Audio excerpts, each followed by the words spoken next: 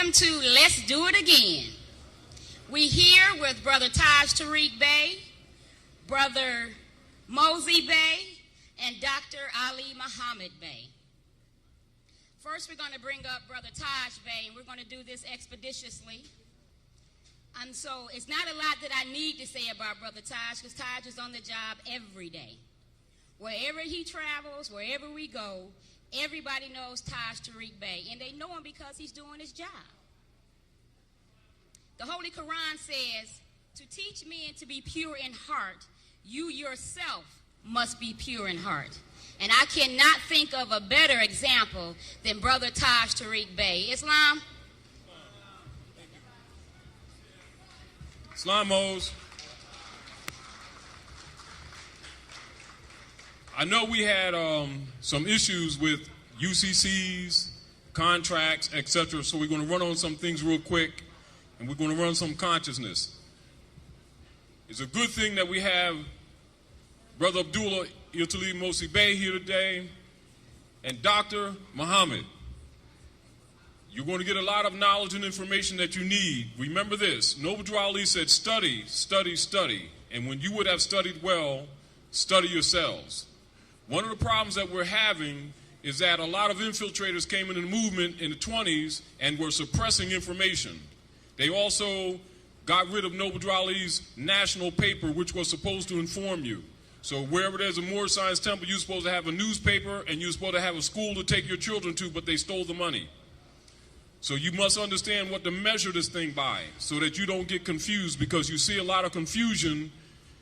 When you go to a temple, your child is supposed to be at a school there, and then there's supposed to be a businessman's league, and you're supposed to learn business, industry, etc., relations with other nations, etc., and those things necessary to make you better citizens of the world, not just here on your land. And I want to say this about the Uniform Commercial Codes. The Roman Catholic Church, the U.S. Democracy Corporations, slaveholders, and the international bankers together adjusted fundamental rules of trade and commerce into the Uniform Commercial Codes to hide a debt that they created. And then trying to say that you owed the debt, and then they want you to make a contract to expunge the alleged debt, which would then therefore have them a present case contract by which to come at you later. So be careful with the UCCs. Study well. Whenever you're studying UCCs, remember this. Ultimately, they'll say to you, oh yeah, naturalize. But that's for an alien being adopted into a political order and given clothed with the rights and privileges of citizenship, clothed with it. Nationalization is where the legitimate nation reclaims its own. This is why Noble Ali nationalized you. Now, understand this. Any contract that you may have or that you may have made allegedly or otherwise, whether it's linear, implied, etc., is in its nature void if it's missing the essence of honor, if it's vague in any form, if one of the party members is a minority, a minor, an infant, operating not with free will, if it has no substance, and if you're not a real signator to it. So when the Europeans be telling these people that your mother sold you with a birth certificate and a driver's license, a marriage license, Social Security, and thereby bound you to a debt that he created, that is called, in law, void ab initio. All right? Write that down. Keep this in mind. If a debt exists, if an obligation exists, then a contract must exist. Do you understand? Now let's back up and let's get real. Most of you have been studying so we don't have to beat the horse. Islam is I, self, law, and master. That's an acronym. Creed is just doing rituals to remind you of disciplines. But science is knowing what you're talking about. Do you understand? The divine order from your maker is the law is you. This is the reason why whenever you deal with a contract or whenever you're dealing with any litigation whatsoever, they'll say to you, your left sneak is tied to your right sneak. Do you understand? Because they're really asking you for permission to agree to them having a jurisdiction. Do you understand? Jurisdiction means power and power of attorney. These are keys. So whenever anyone claims a debt or an obligation to you, your job, and this deals with both abstracts and realities, real property, etc., you're supposed to say, keep this in mind, learn and study. Where's the contract? Produce it and introduce it into evidence before we discuss anything else. If you are in a legal process under a writ in the nature of discovery, demand that all parties produce the contract. When you go to court, and like say they, how many of you know that tickets are contracts? They're suits, all right? So say you go to court, they give you traffic ticket, parking ticket, right? And they want to give you surcharges and a whole bunch of other stuff like that, right? What you're supposed to do is ask that judge for the prosecutor or whoever the municipality is to make that claim. There's an oath of ethics that judge takes to protect your right to due process. You go get a copy of that and you take that with you. And you remind him of his obligation that municipal corporation is suing you but denying you due process, and that instrument is not prosecutable for lack of due process, therefore disclaiming its existence as non-prosecutable. Because it violates his oath and it violates legal procedures. How can somebody sue you, levy a fine against you, you're not questioning your accuser, and it's based on a contract that steals a right that already belongs to you and sold back to you under a privilege? You got to understand this. So you say to that judge, Freddie over here is claiming that I owe them something for parking somewhere. Well, the Supreme Court said that he can't do that. Didn't you know that? Don't you have an oath? Well, you know. And see, they're trying to talk about subject matter. So, well, let's not go there. Let's talk about what your obligation is. Get the courage to stand for your right. Because for an obligation to exist, a contract must exist. Because that's what makes the law. Because the law begins with you. You are the law. That's divine and is inalienable. That is related to the birthright that Noble Drew Ali talks to you about. But you need to learn what it really means politically also, so it can function. What good is it to give you information that you can't go someplace and function with? You don't need to be here to feel good. We have issues, real issues. You need things that work. Knowledge works. Emotions does not. It just gets the psychiatrist paid and sell some aspirins for somebody. Our people are destroyed for lack of knowledge, and we have to come into this new age. Aquarius is here, Uranus is at work, and Saturn is too, so you may as well get used to it because everything else is going out the door. Whether you liked it or not, it's irrelevant. This is the time that the Nazarene told you about. It's New Era times. It's time that Drew Ali told you about. New Era time. The people coming into conscious now is coming with their eyes open. So all the leaders ain't going to keep getting away with fooling them no more and living off them either. And just like the Nazarene went and turned over the table, the money of the money changers, the table, and he was only 12 years old, guess what? It's being done again, so you can chalk that stuff up. So at the same time, you're going to see a lot of people that's going to get mad because this information is getting to you. They know it, but they ain't been talking to you. You understand? They would love to block this because they want to keep you in belief when you're supposed to rise above faith and come to fruition. You and the truth are one. What good is knowledge if you can't apply it? Keep that in mind. And don't feel guilty for learning. Truth needs no apology. But understand there will be resistance. All right? This is your basis in law upon which you contest any contract and any claims made against you. Now, as far as the Romans and the bankers and the fake government called the U.S. democracy, which was never sanctioned because this is a republic, that told you that you're in debt and that, well, we're going to make a deal for you and give you this red taffy.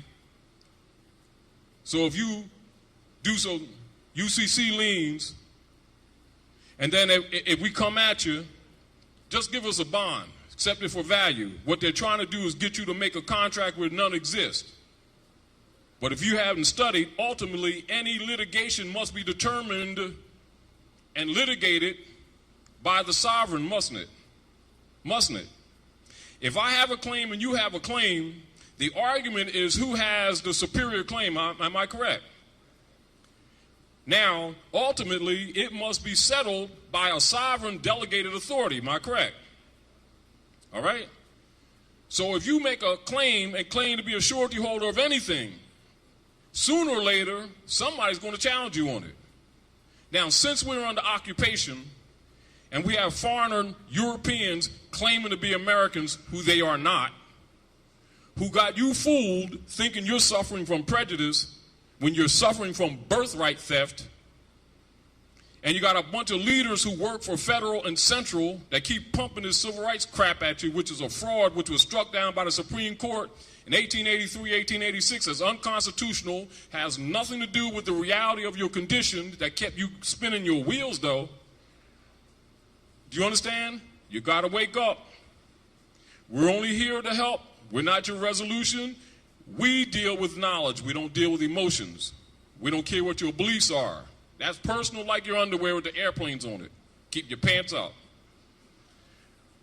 We want to solve problems. We're your brothers. You are our brothers and sisters. We come as equals. Ain't no big I's and no little U's. You are our keepers, and we're your keepers. We got some problems to solve, and the first thing we got to do is rise above emotionalism, and rise above opportunism. Now, as far as Great Seal, I know a lot of you have heard of Great Seal. How many people heard of Great Seal? All right, how many of you dealt with Great Seal and are a little bit confused? All right, let me tell you what Great Seal is so you don't get confused. Pull out a dollar bill real quick. It ain't a dollar bill, it's a fiat note, debt.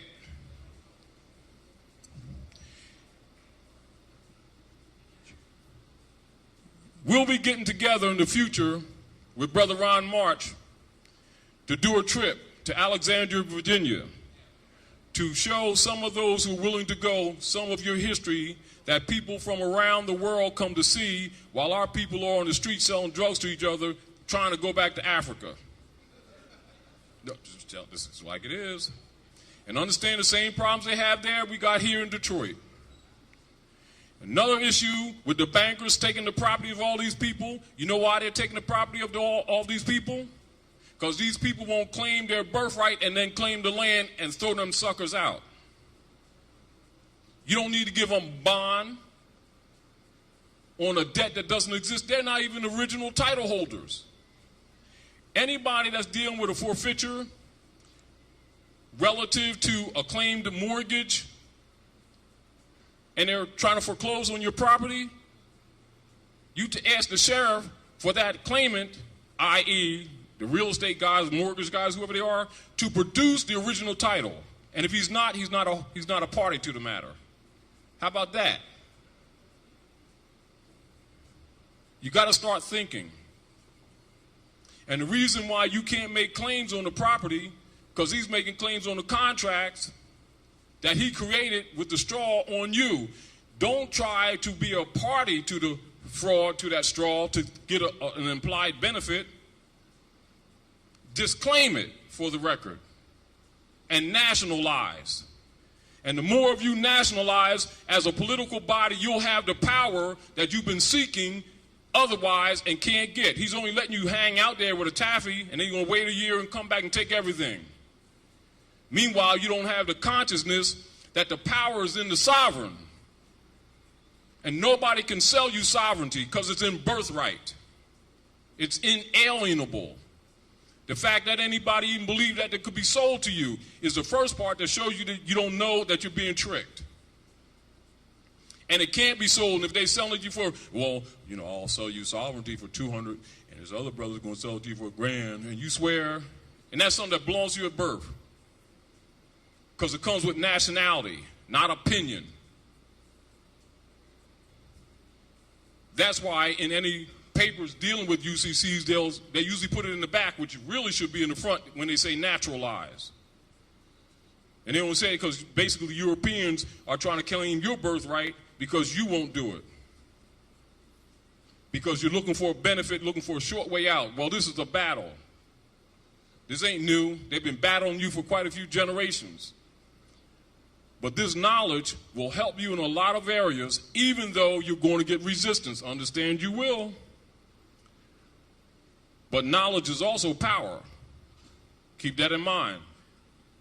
And keep in mind that our people have been going to and fro the earth, helping these Romans to devour nations. And come back here and you tell them the truth about themselves, and because it makes them uncomfortable or shakes up their associations with the clubs that they're in, they'll reject the truth, but yet they'll die, send their babies, and injure people that never did anything to them. And then get jealous when they come back and set up businesses in your community, because at least they fight back. We need to stop being hypocrites too. Also, I want to make some points on contracts. Who knows what a contract is? Real quick. That's not enough. Yes. Now on that dollar bill, look on that dollar bill real quick. This is a lesson we gave before, but I'm going to give it again. Take that dollar bill, look underneath the two seals on the back.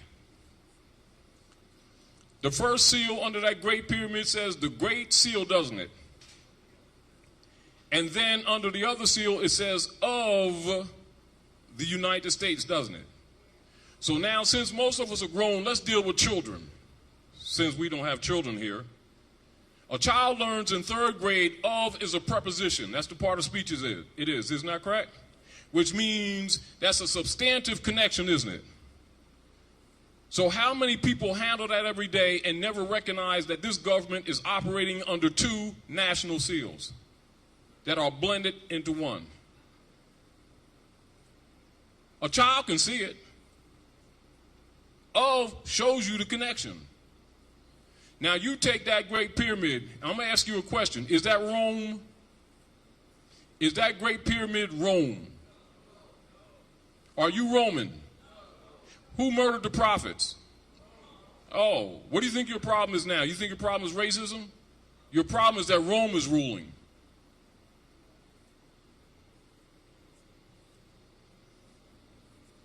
And you've been calling it something else because you've been following leaders who've been working for Rome. That's why you don't have no money. Because they came here to steal the gold. At what point did you forget that?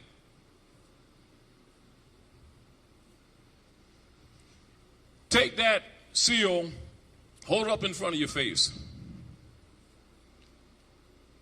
How many know mathematics? Physics, I know you do. Just general, algebra, etc. Know how the sun rises. You know how the Bible says, I leave these signs for you, the sun, the moon, and stars. If the sun is shining in the east, it casts a shadow in the west. Am I correct?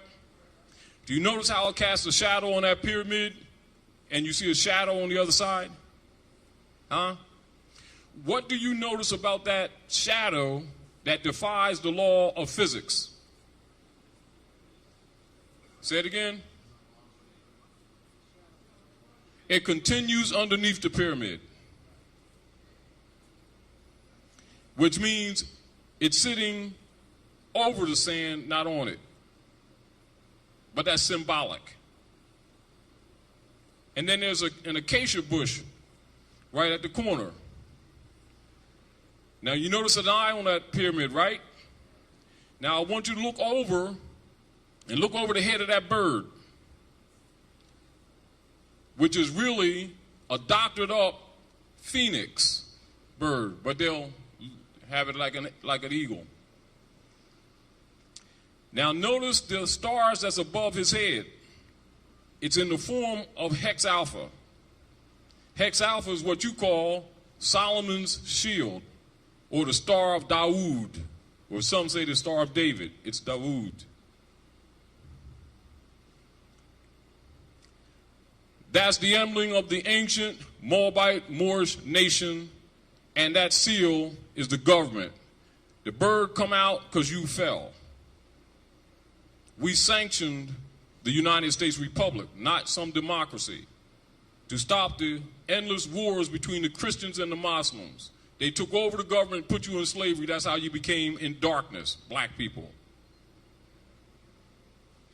Masonry, Eastern Star, Knights Templars, Union Guard, Kyklos, who are the grand protectors of the Christian creed, who you know as Ku Klux Klan, Skull and Bones, all of them know that except you. That's why in secret they wear our fez. They took your crown and gave you spookisms.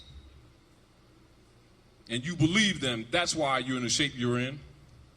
And when I say you, that means us. We're talking plurally.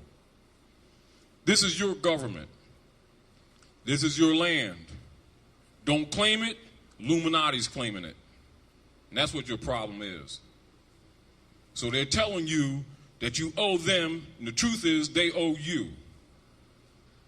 But if you believe them and they can trick you into making new contracts with them where a contract really didn't exist, or that any contracts that actually exist are void ab initio already because they violated all the treaties and they violated the Constitution. And that's what you should be charging them with, and not trying to become a beneficiary of the fraud, because it's only a red taffy and they're going to come and get you later. So I suggest to you, you better understand what government is and what contracts are, and you better nationalize for your own good. And don't do it because I said so. You better study and understand exactly what it means, because the world is changing so fast and you're going to find yourself in big doo-doo. And it's the truth. And we have to not let people fool our people about what this is. It ain't about what you believe. It's going to be about what you know. For real. And they're not playing, so we can't play anymore. We don't have a lot of time to play. So it's not about your emotions, not about how you feel, or anything else like that. Now, take that seal with the eye. Masonically, if you hear a Mason talk about that great seal, you'll hear this phrase. This is the code word. I've been to the mountaintop. That's it.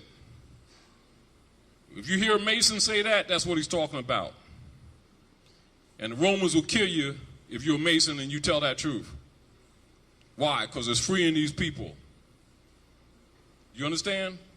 But they don't understand government because we've been held out of principles of civilization for so long. And you're not going to get back in it with emotionalism. You're going to have to study. That's why Noble Drew Ali said every temple must have a school. So you go to Moorish Science Temple, and there should be a school next door for the children. If it ain't, then you better start charging these leadership to do what they're supposed to do. And Noble Drew Ali said the half has not been told. If I told you everything, you would go back to sleep. So that means they ain't going to give you all you need either. So don't let them lie to you and make them think that they're giving you everything they need. So I'm telling you just like it is. And you better get real. And he also said to you, be careful, Moors, because some of your own people is going to try to put you back in slavery.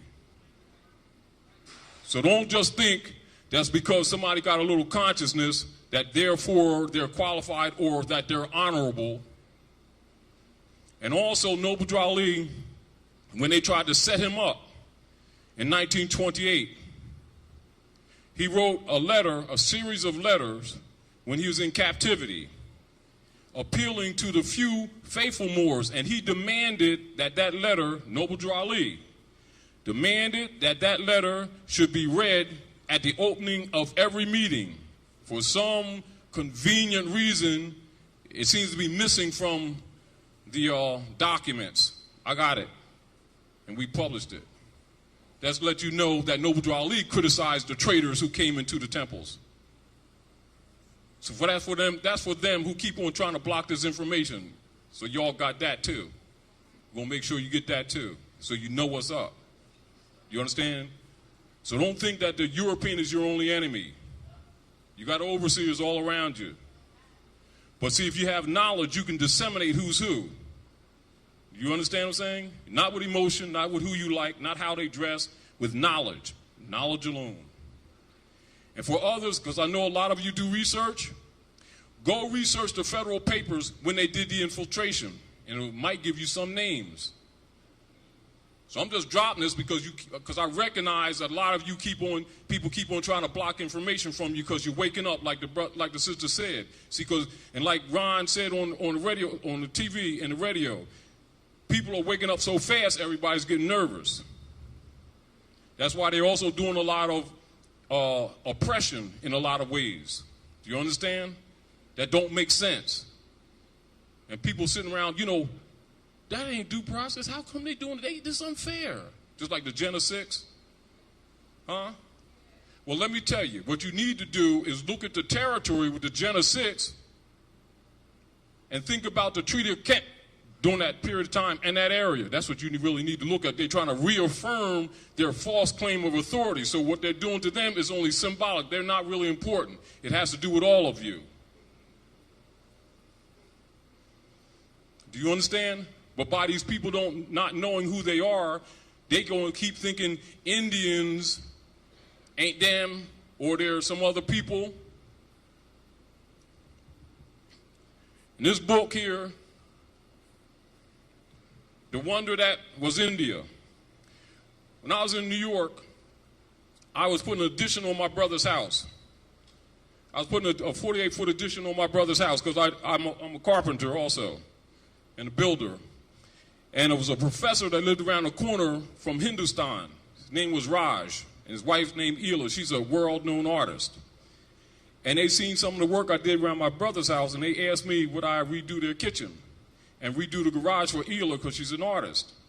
So I went around there, did some work for him, hooked him up.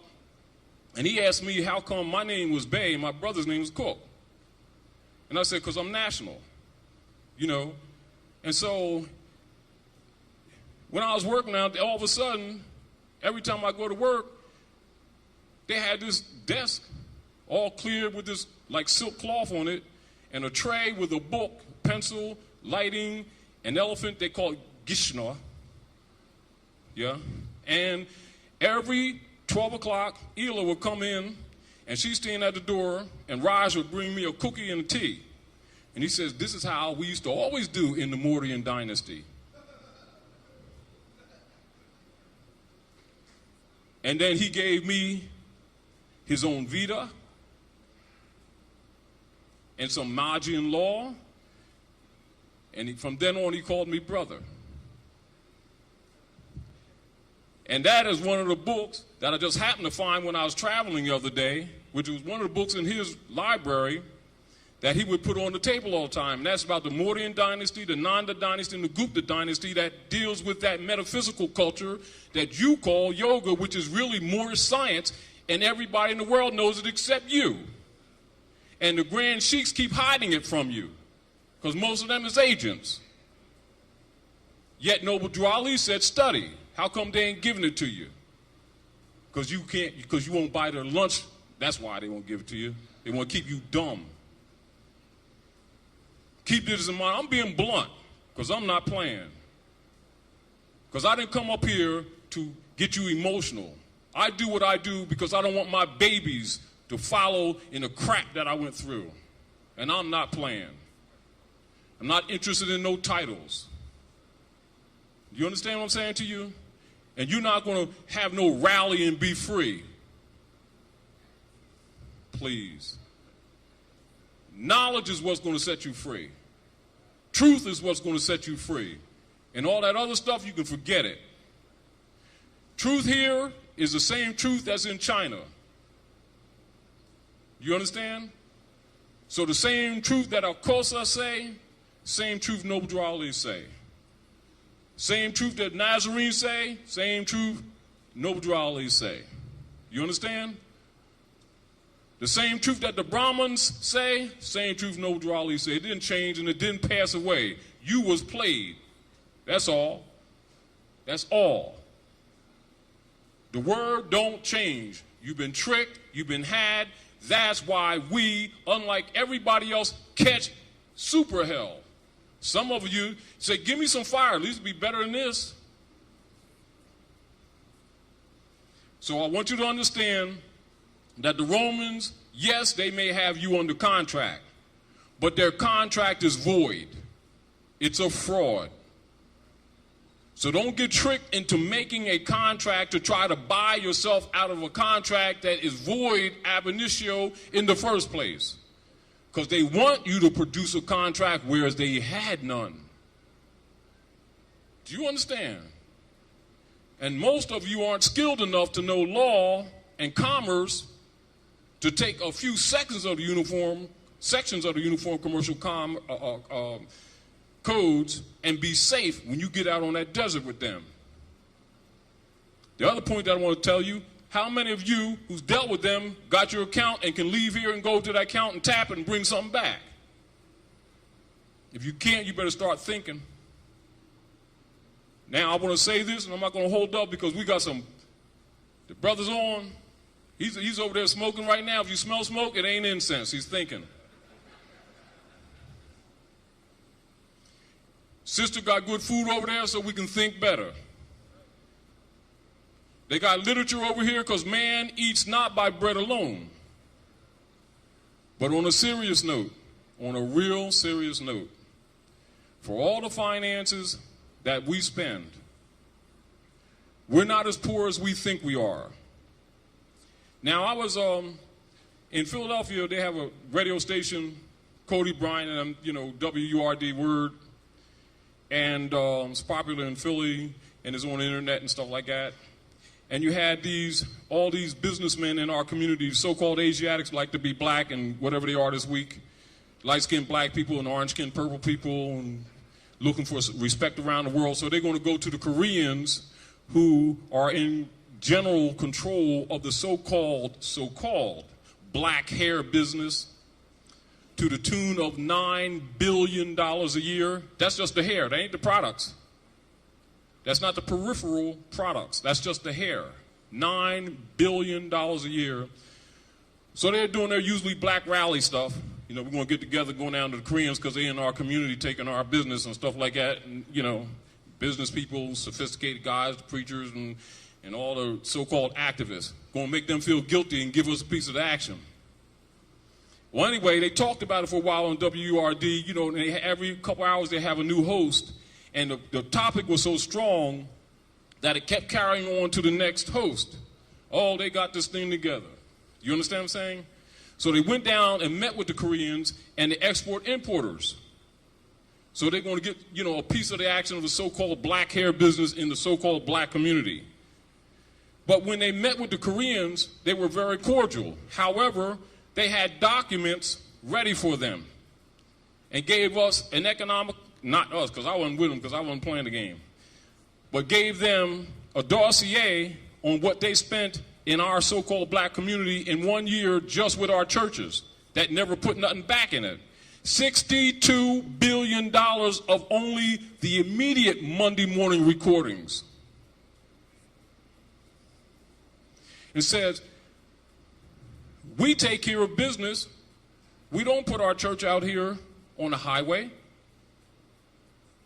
We're only serving you because you don't serve yourself. You want to build churches and clubs. That's your business. Don't come to try to take our business because we're taking care of business. They call them racist and all that kind of stuff. Do you understand? Rather than us study and apply intelligent business take care of all the aspects in our own community, we want to condemn others as if they're taking something from us when we misplace our own funds. And then they started that guilt trip on him, and he said, you all know that Jesus was a Jew, so why are you making us feel guilty? No one's telling us we're hypocrites to boot. Now, anybody that dealt with WRD, that dealt with the internet, you can get that interchange. I don't think they put that part on there, though. But I'm just saying that because we really need to start thinking about ourselves and not being so self-righteous and thinking that the Creator only made us and didn't make anybody else, and that somebody's obligated to us and that we're so poor. We choose to do what we want to do with our finances. We're the ones that choose not to build anything for our children and waiting for somebody to do some program all the time. But we build all these big edifices that do nothing. That's why Jesus was disputing at the age of 12 with the doctors of the law in the temples. Why? There was doctoring of the law, that's why. So I want to make that point. Now, real quick, I'm not going to talk too long. Some quick questions, particularly on some vital interests. So keep in mind that whenever you're dealing or transacting business, everybody in the world knows that that great seal on the back of that dollar bill belongs to you. So when you hear the term Great Seal, don't think present case, it's ancient. That's the symbol of civilization on the planet Earth. That's why that symbol is the most important symbol in all secret societies, and it belongs to you because you're the mothers and fathers of civilization. So how do you think the civilized world views you, that's us plurally, when they talk principles of civilization and then you don't know nothing about civics? Let's be real. And then you got people in this very movement that lie to Moors and say that this movement has nothing to do with civics. And write in Noble Drali's newspaper, up until 1928, from 1913 on, this was a civic organization, which adopted a religious affidavit 11 months before they assassinated him, and changed the Moorish Holy Temple of Science, adopted as its corporate name to do corporate business, the Moorish Science Temple of America. Now that's the truth. Do the research. We got the documents. That's for some of you who've been played and fooled, to let you know, because we study. And we command that all with us study. And we command you to study and protect the prophet and the movement, because it's in your interest. You understand? Because you're not going to do anything with emotionalism, because this man is ruling here with knowledge. He ain't ruling here because he don't like you. He's ruling here because he stole your birthright, and he's living off your virtues. So be careful any covenants you make with him. Don't make a pact with the devil and don't know what you just did. So my warning to you, the greatest thing that happened with us as a people with the Uniform Commercial Code's exposure is it starts teaching you what a contract is, which you didn't know that it is. However, be careful when you contract. Don't go contracting and then say, oh, I got to find somebody to study with. See, because once you put out an instrument, you're challenging the jurisdiction of the colonial powers. And when you think about that, then walk the streets and look at Detroit and look at all these beautiful empty buildings and think about all the brothers and sisters that are either on the street or living someplace else. Some had to leave the city. Well, do you think they ain't going to reclaim this? They're getting you out of the way because big things are planned. However, you are the indigenous people, but not recognizing that you have no political power. Ultimately, only the sovereign has the power. So now they're offering you to sell you sovereignty with the package when you're already the sovereign. You just sleep.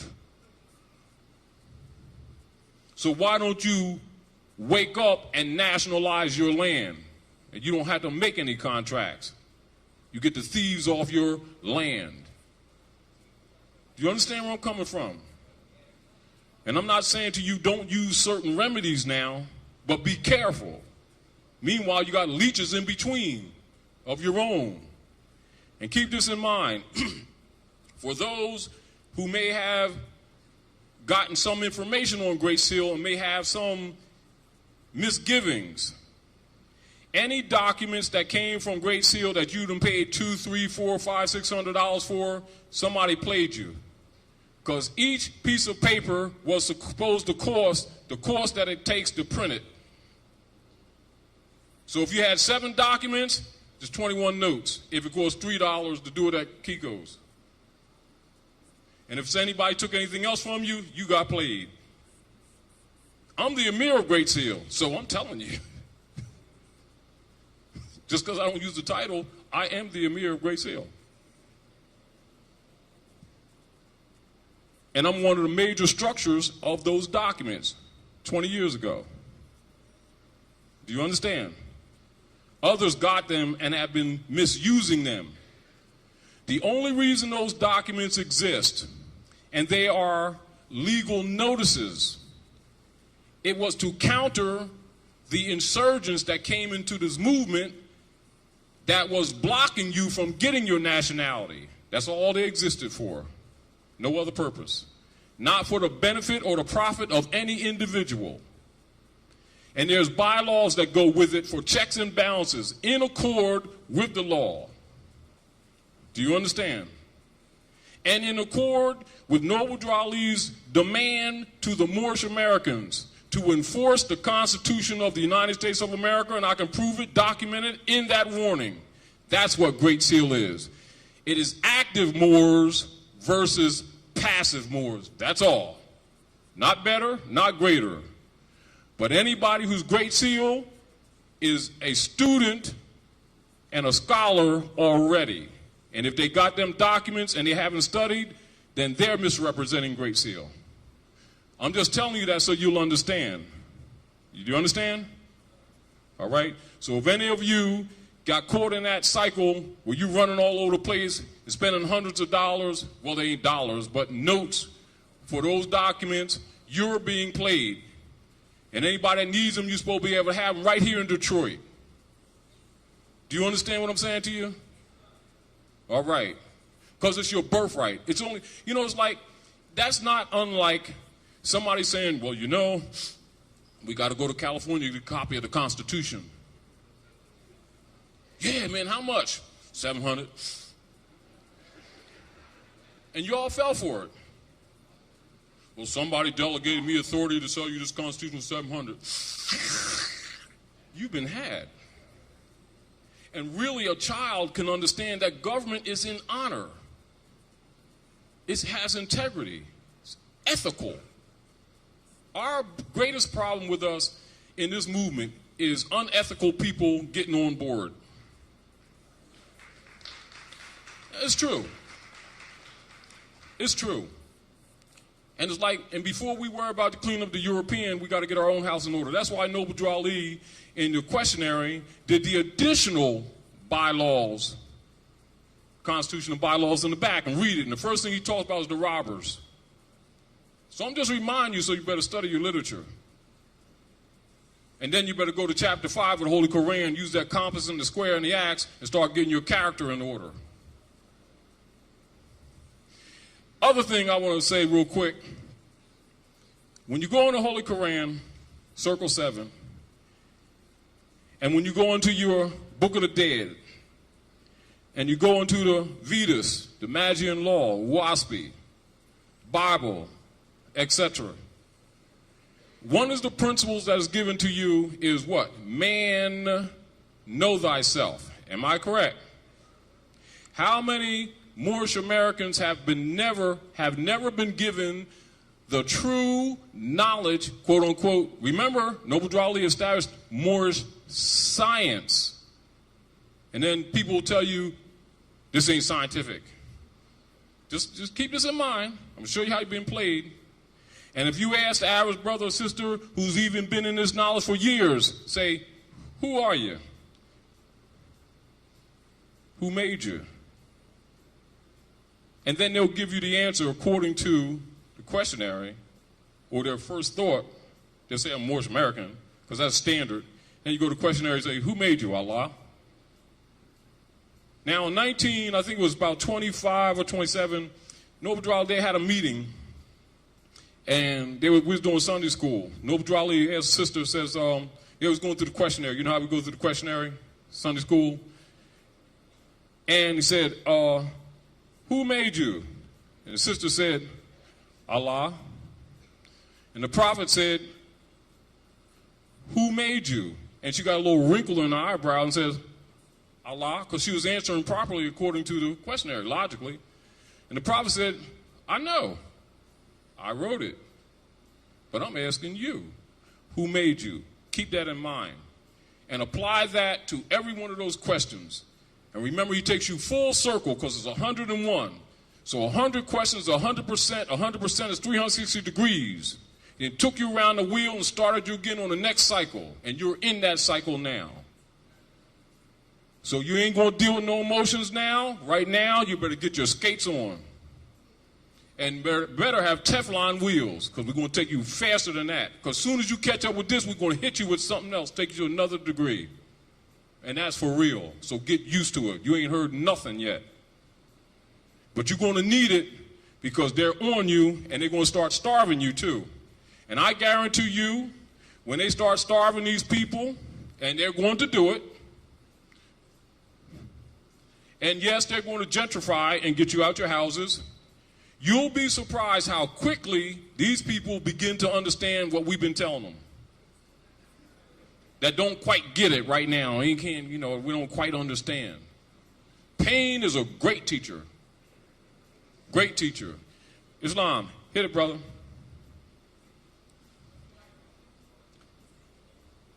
I just want a minute.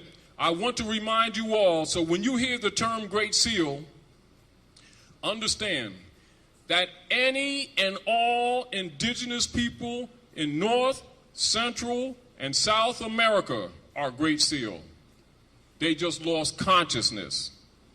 And when you hear the term Great Seal amongst active Moors, all it means is Moors who are active and not passive. So if you meet a person and they say they're Great Seal and they can't give you the history, a general history of the world, and they can't give you a general history or structure of government, they're not Great Seal, because that goes with it. It's a state of mind. Do you understand? So a person who's Great Seal you can take a person from Great Seal and they've been going to Great Seal classes for a couple years, they can stand up against an Arab and never have went through the temple. Do you understand? They can stand up against a PhD in a college and never went to college. That's what Great Seal is. Do you understand? I'm serious. So if you got Great Seal papers and can't defend them, understand that you just put the cart before the horse. Islam, brother. Islam. All those who wish to ask questions at this time, you may form a single file line. All those who would wish to ask questions, form a single file line, please.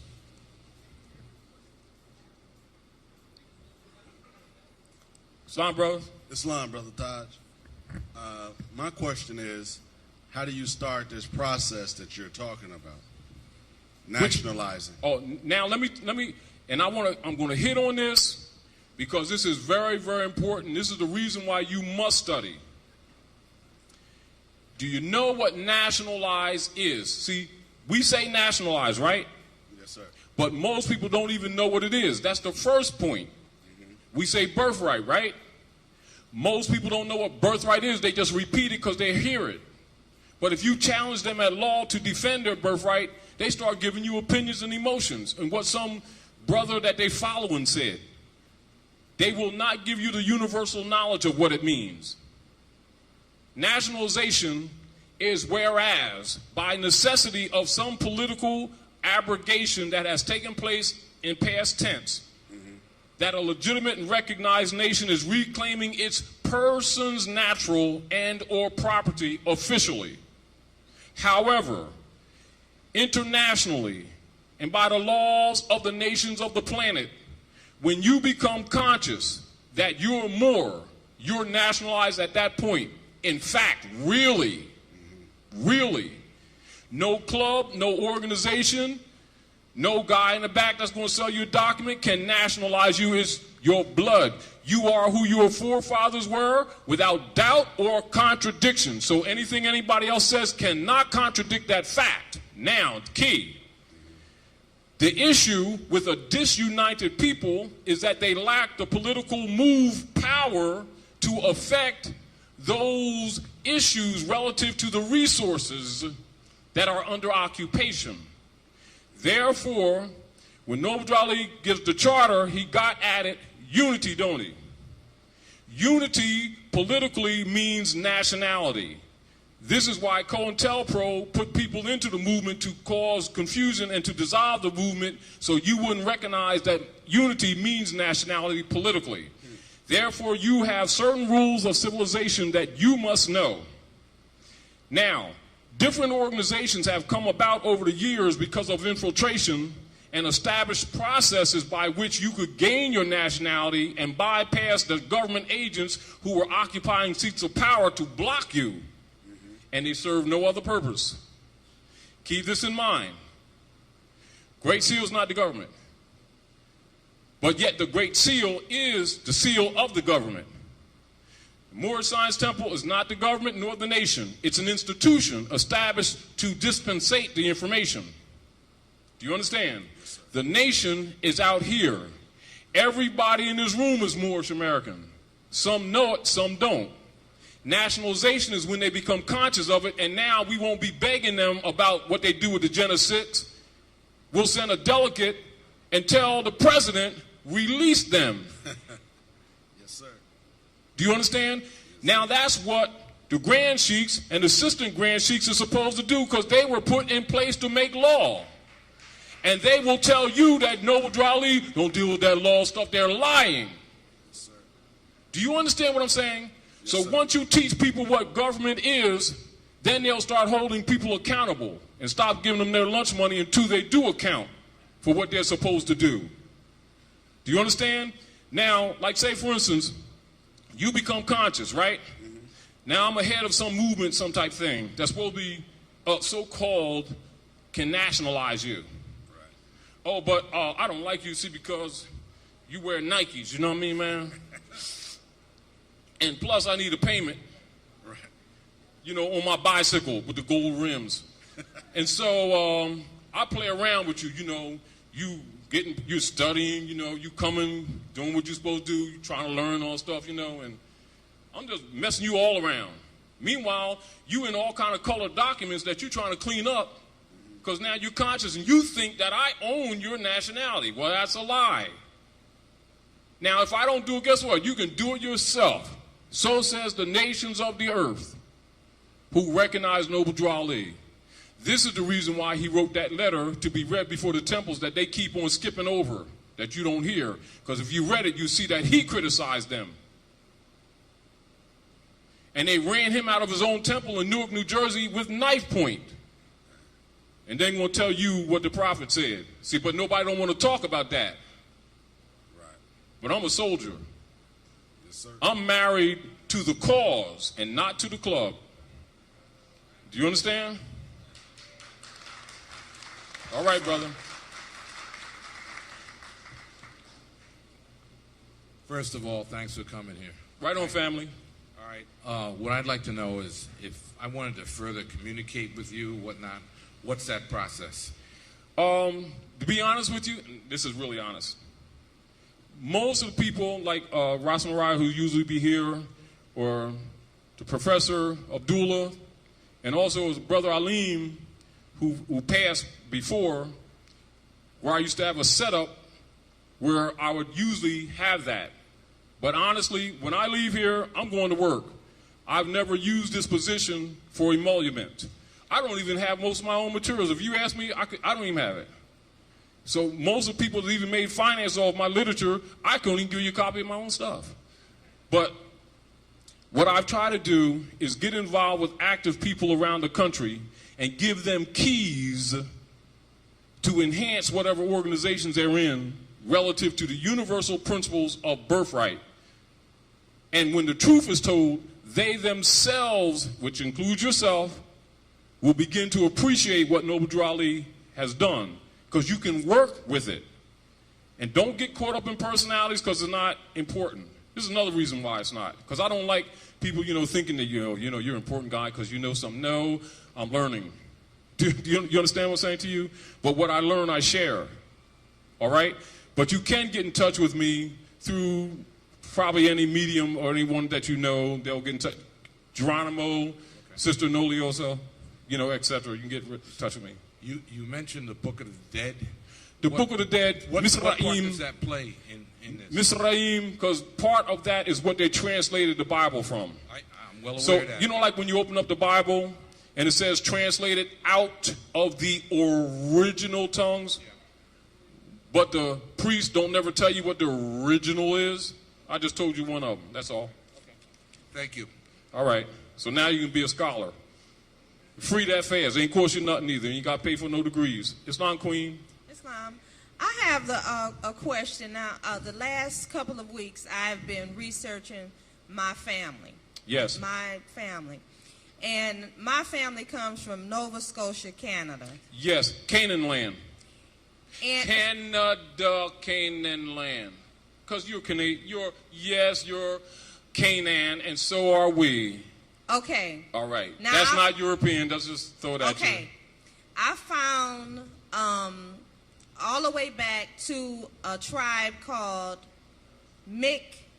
Mi'kmaq. Micmac. You're right. Mm-hmm. Now, if I say that I'm a Moor, just by the definition, Let me school you. okay, please. Moor is modern and short for Moroccan. Okay. Moroccan is the descendants of the Moabites. Now, this is what you must understand. That's why it's important to understand your history. The Moabite nation and the Moorish nation are the same nation. The distinction is in the ancient, see, because they've, how you say they've flipped the world, traded places, altered the books. The divine principle in nature is feminine, and that's the truth, always has been. All ancient deities is woman. Even Allah is really a feminine name, just in case you didn't know. Do you understand? Yes. The Moabite nation, mothers and fathers of civilization, was ruled by women. Over 46,000 years ago, when it was transferred to her sons, which is when you gave us our crown, which is a womb, that's what this is. Do you understand? And so we are sons of God, and you God. And that's the real truth. We occupied the planet. When you fell, and that's another history, and the rule was transferred, that's when it started becoming what you call more or less ruled by the sons, and you trained and taught us. That's what a Mason is, Ma's son. Do you understand? Yes. I'm just telling it like it is. And so the nation that evolved out of the Moabite nation is the Moorish nation. And we're somewhat amalgamated. That's all, mother. Oh, that's it. Okay. Do you understand? Really, that's going to give you a lot of history, and you'll understand why, quote unquote, religious organizations always suppress women, because they don't want you to really find out the real truth. Okay, thank you. All right. Come on, brother. Islam, Todd. Islam family. I got two questions.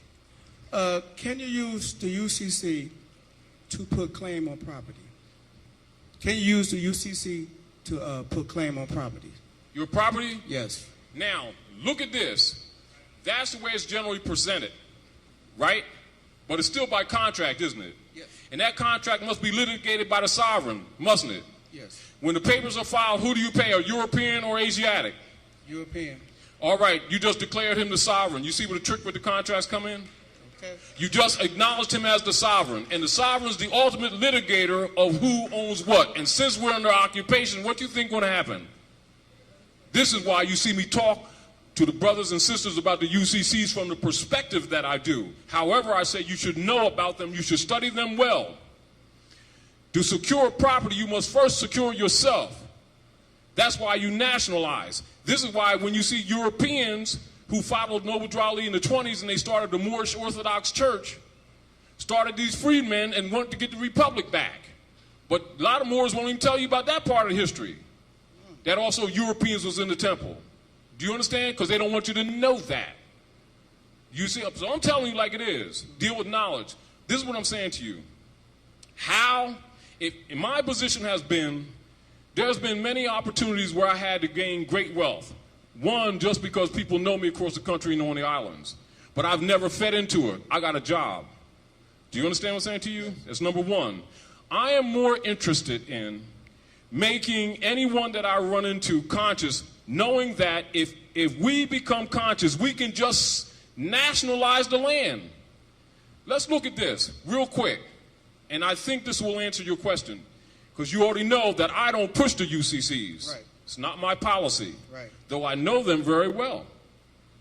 But I don't use them because I see traps. But I know people are anxious because they think they can get something real quick and bypass years of learning, but they don't recognize that nationalization will do it all. And that even when they give you the Uniform Commercial Codes, they tell you, oh yeah, naturalize. What do you think that they're saying in those little lines? That's the ultimate power of the sovereign. And if you're the sovereign, Abdullah Ali says, I'm going to ask you a question. Where's the Moroccan Empire? Right here? No, not right here. Where's the Moroccan Empire? Oh, in Morocco. No. Where's the Moroccan Empire? You got documents, you Great Seal. Where's the Moroccan Empire? Right. Northwestern Mexum. Where's Northwestern Mexum? What is it called in all secret societies and in Great Seal? The North Gate. You see what our problem is? Are you? Yeah, I'm listening. All right, now, the whole principle is that we know that the sovereign is the superior. It is the absolute allodial position that Noble Ali put us in. But we won't respond. We keep trying to look with a contract that the European is giving us on a debt that he already starts off with the code telling you is a fiction. And the straw constructs upon which an obligation is claimed is a straw. And then we make bonds to try to own something. Now we got a contract with him confirming the straw or buying into it. It's an unlawful construct, which is void ab initio, and then seeking a benefit which now takes you out of any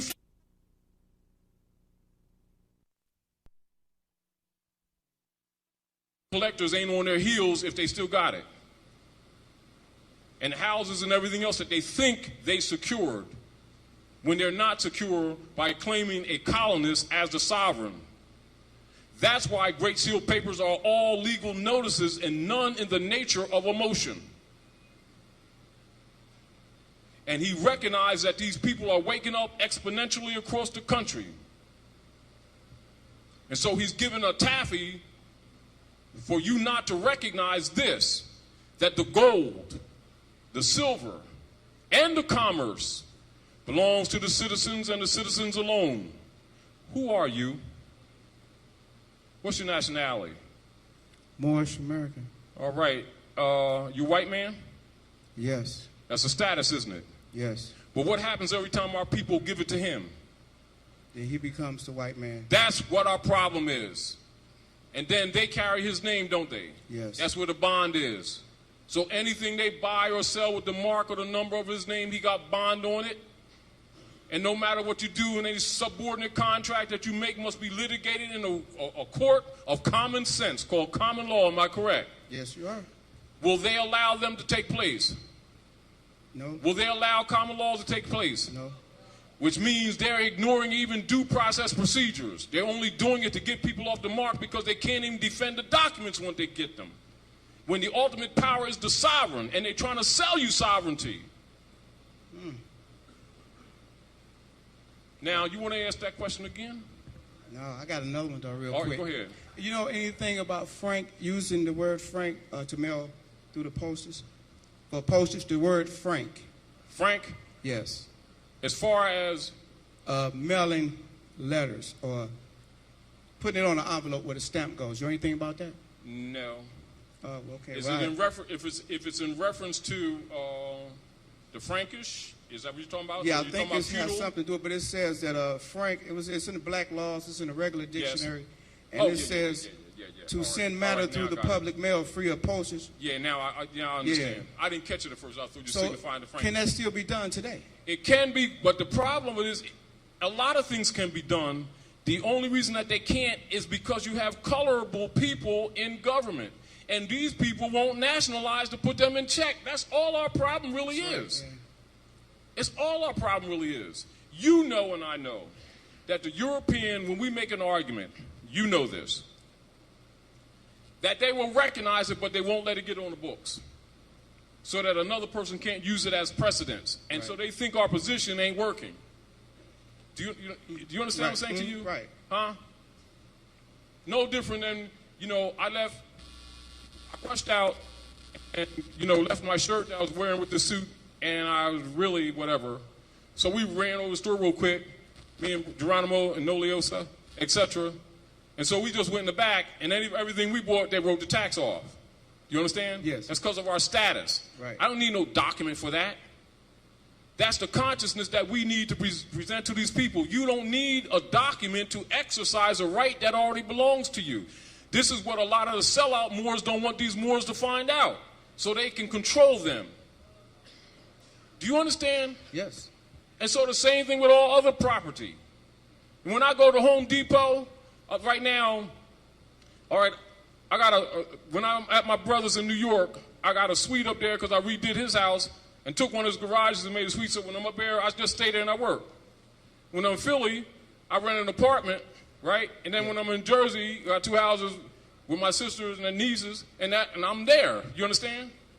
When I go to Depot to fix anything, I've just put a kitchen in for my landlord, right?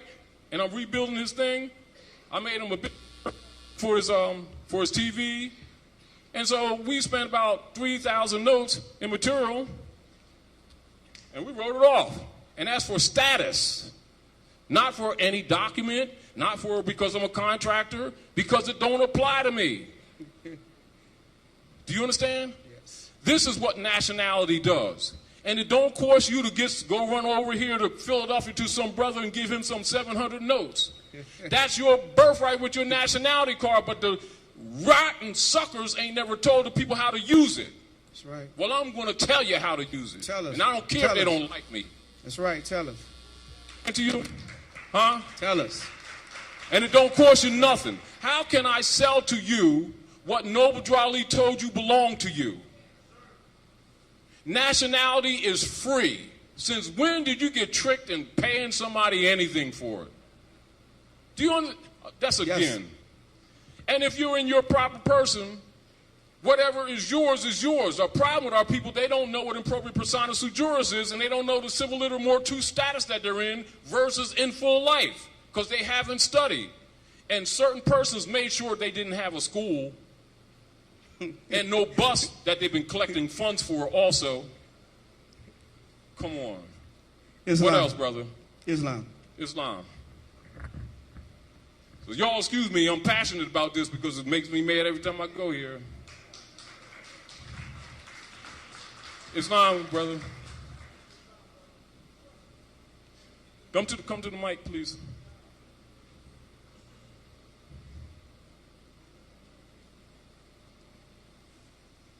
For people to have their paperwork, they should know the law. I tell everybody, when the last time I was here, you say the same thing I say. I tell every Moor that I run into, I call them so-called Moors because I'm a Moor. And I said, brother, got your paper? Yeah, I got my paper. Do you know, can you go in court and defend them? They can't. They don't even know what they are. Now, and look at this. And this is back to my whole point. And this is for everybody, and especially the sisters. Let me say this to you, sisters, because I'm going to be real with you. You know, we all got birthmarks, right? Yes. Now, if I ask you all, according to your instructions, the way you've been raised, what your birthmark is, you're all going to show me a whole bunch of blue things, purple things, little raspberry stuff on your toes, your elbow, behind your arm, and your head and everything, and the only birthmark you got is a navel. That's it. That's the proof of who made you. undisputable proof of who made you. However, at this present time, she's unconscious. She's unconscious because she's been preoccupied with the cares of the world. And so Noble Ali lift her up because humanity is written on her womb. So now when these thieves amongst us are disallowed of putting their heel on her neck, and amongst those secret societies, we take that sword off from over the top of the head of that Sphinx and hand it to her. We can solve a lot of problems. Also, the rule is we go to no school and disrespect that we go into the first grade and then start talking about where's my college degree next week. This is the problem with the way this information is being dispensed. So we have to implore or appeal to the intelligence of Moors who are newly conscious. They don't become Moors. That's another fraud. You are already who your mothers and fathers are. You're only becoming conscious. And so the distinction is, are you conscious or are you not conscious? Now I want to show you ordinary dictionary, right? Brother, do you mind? Sis? Now let's deal with children. Now imagine our children, right? Who our parents have been telling them they're black, right? We got a lot of scholars been writing black books, haven't we? We give them credibility, don't we? You know why people around the world disrespect us? Because everybody and their dog knows who we are and we don't. Can you go to a dictionary and look up the word black? Black. Now I want to tell you something. 8 parts of speech, basic grammatication, 3rd grade level. Black's an adjective. Therefore, it's not a proper noun. Is it the name of a person, place, or thing? Can a child understand that? How come adults can't? Give me the part of speech that's right behind the word, sis. It's an A. Say it again. A. Which means what? Adjective. Now I want you to look right down. Go ahead, write down. And what do you find? You find compound words, don't you? Now go right down and look and find black or Moor when they give you the history. Because the etymology of the word is key. And right in an ordinary dictionary, it's got black, Moor, then it separates them, puts the black in small case and capitalizes the Moor. It ain't hidden. But we don't read. Yes. All right. All right. Now, when you get a chance, look that up and share that. Y'all go home, look in your own dictionaries. Islam. Islam. Now check this out. There was a place called Mauritania. Yes. M-A-U-R. That's where part of our name came from, the Moors, from Mauritania. Yeah. How many's heard of Mauritania? Yeah, don't hold the mic, just talking it. Go ahead. Okay. How many people have heard of Mauritania? Yes. If you haven't, that's where you came from. That's the name where Moor, M-A-U-R, it wasn't M-O-R, M-O-O-R, or M-U-U-R, it was M-O-M-A-U-R, is a place. Now, this is the really correction. Mauritania is really a section of an area on north coast of Tamari, Algiers, Tunis, etc. But the empire is where you're standing. Over 70,000 years. You've got over 46,000 years of written history that's held by Masonic orders and Skull and Bones right here in North America. And you can go right to the Library of Congress and look in the seal and say Islam. So don't mistake this. Just want you to know that. There ain't no Masonic secrets here because you're home. That's why they can't deport you. That's why they keep building jails, because they can't deport you because you're home. And this ain't India. And we ain't Indians either. Queen.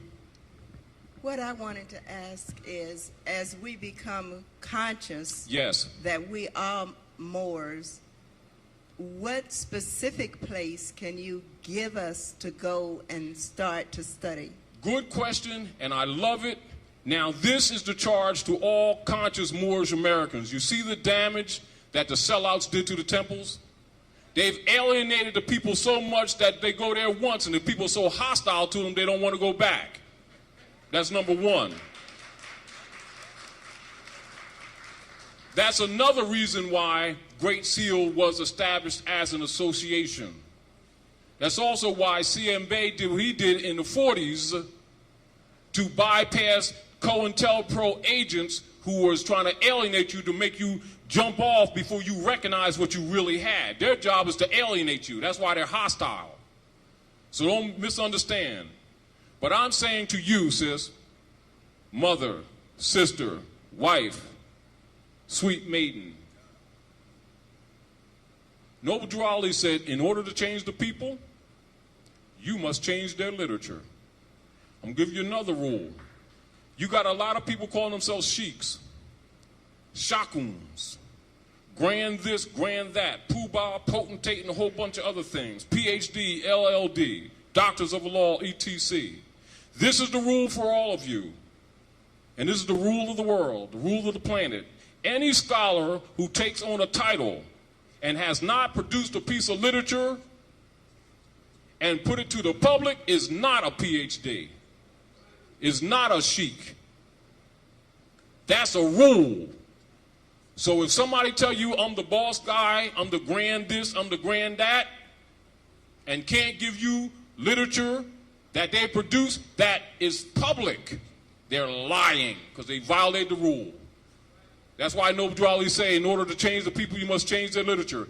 Furthermore, Noble Drew Ali said, Moors, the most powerful weapon in the hand of our group today is our press. How come you don't hear them Moors saying that to you now? Which means you would have known where to go because it would have been in the newspaper. How come the Moorish guide ain't around? Then you start thinking about the government agents, and then you'll know why they ain't around. How about that? However, that's why you're here, and that's why I'm here, to rescue you from those demons. Because once you're conscious, you can do it yourself. It's your birthright. On my certificate of divinity, it says the hedges and the highways. It don't say some club and secret club keeping it from you. Chapter 29 of the Holy Quran says, "O you son of heaven, who has been raised to sovereign power by your equals," read that Quran. Then they'll tell you that it ain't got nothing to do with sovereignty. Lying again. Chapter 29. So I'm just dropping that at you so you can get wake. But I'm saying to you, study. Study, study. And there's enough people now awake. If you go sit at a coffee table with some friends who are awake, go do that until you get organized. Thank you. I have. And the prophet also said this, Queen. He said, if you're a bunch around a lot of Moors that ain't about nothing, get out from under them and get with somebody who's doing good and help them do some more good. Islam.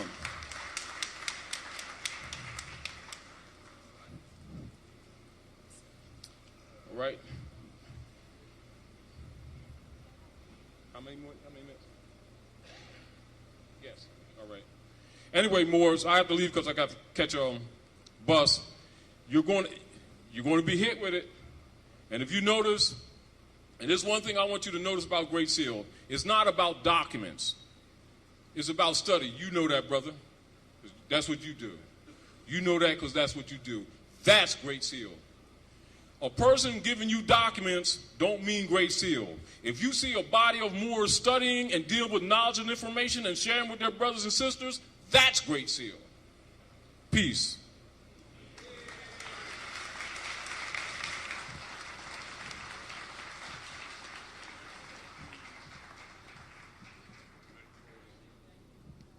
I want us to try to remember our vendors that are here.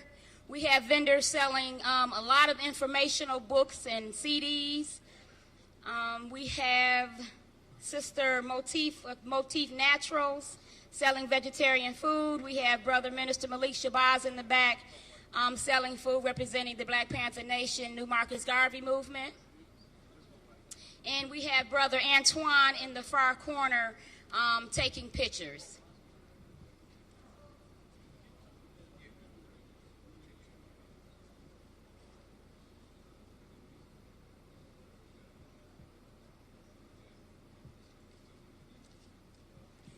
Okay, I want to introduce to you Brother Abdullah Mosi Bey. He was here in March and July, and he's going to continue to speak on etymology, in which I said in July was very, very important. Because when you're speaking and communicating with one another or others, you have to understand exactly what a person is saying to have the correct response. And in knowing law, you have to know etymology. Brother Abdullah Mosi Bey, Islam.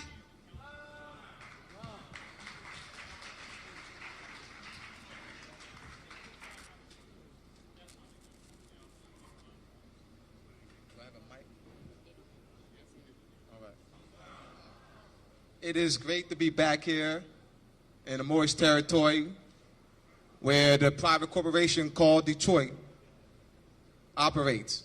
You're not in Detroit. As we all know, you're not in Detroit.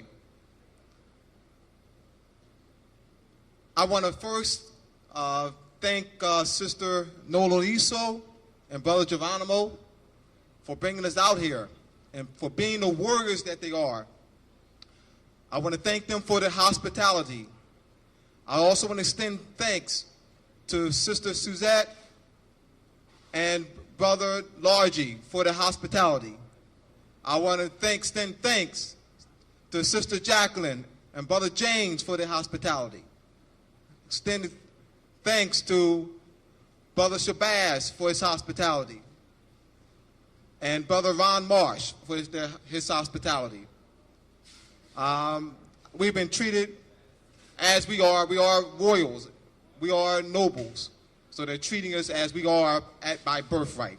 All right? So I don't want to say we've been treated like nobles, like royals, because we are that. We are all that by birthright. We are the nobles and royalties of the land. All right? So thank you.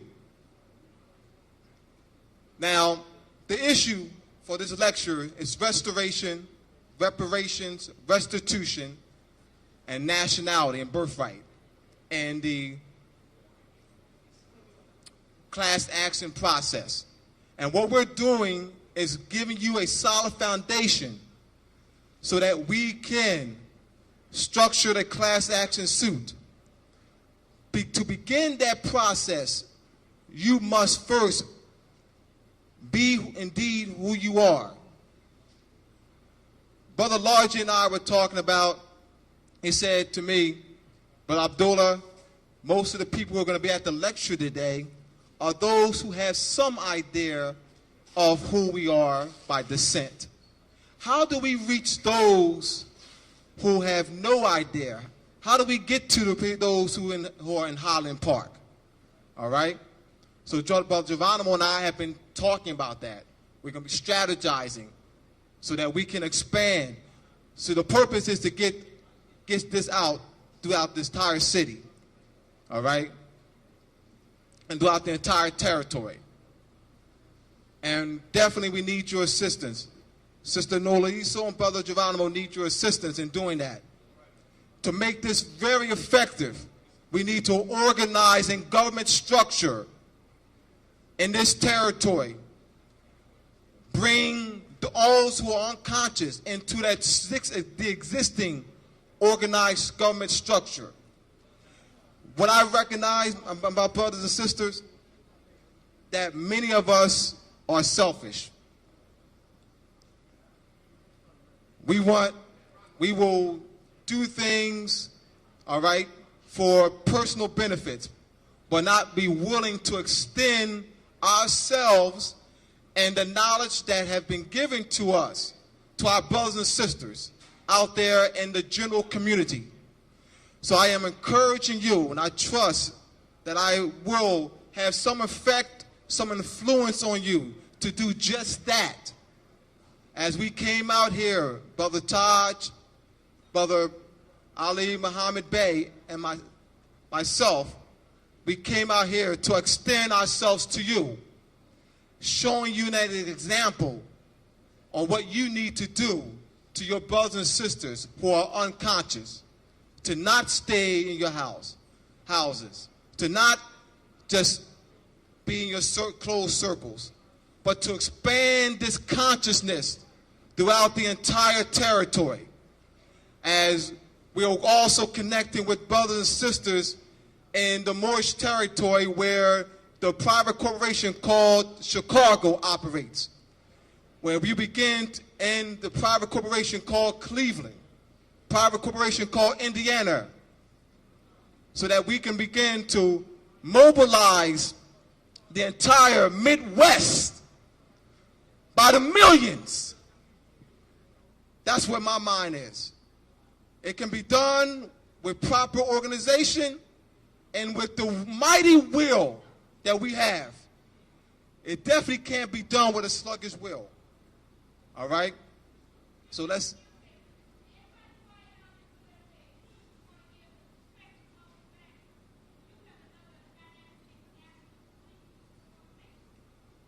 We sure do have another dynamic speaker.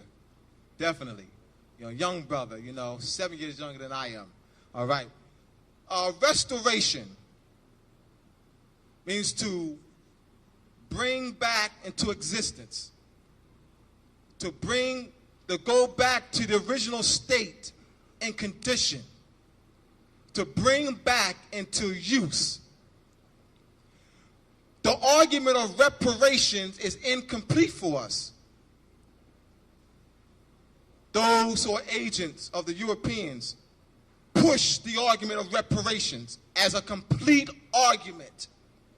It is indeed incomplete. As an example, Europeans have stolen our land, have total control of our resources. The argument of reparations is incomplete because if we argue monetary compensation, and he indeed maintains control of the sovereignty and continues to use color of law and colorable courts to oppress us economically.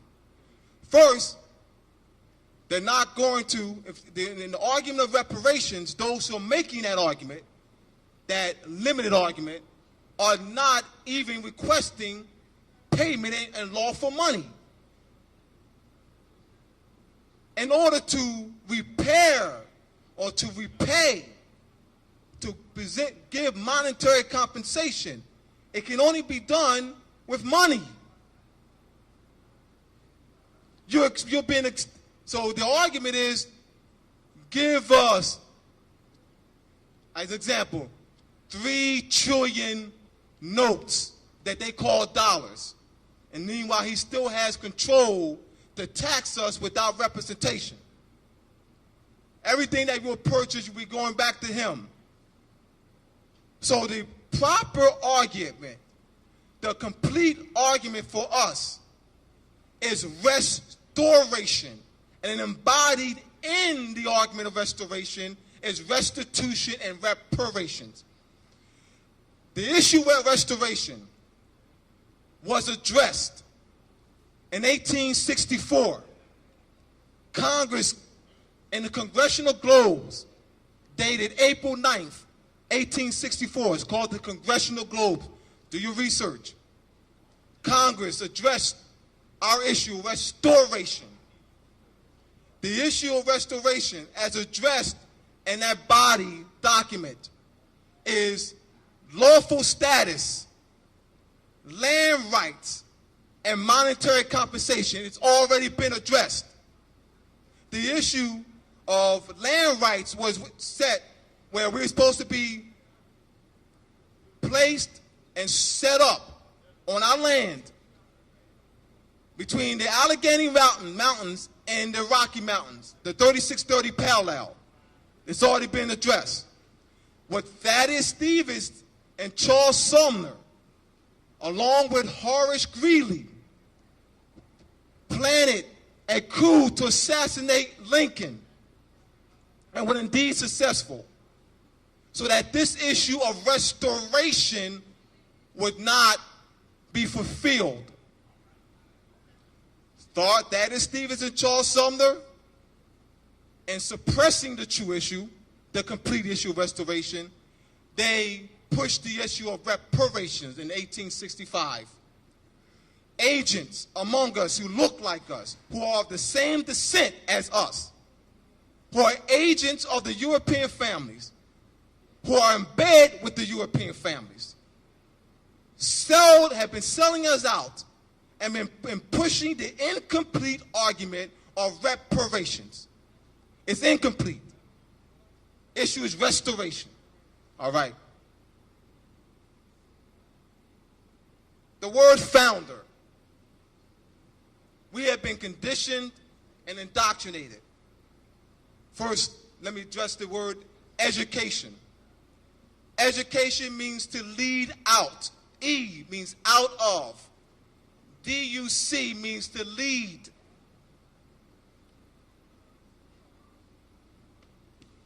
So we have not been educated. We have indeed been indoctrinated.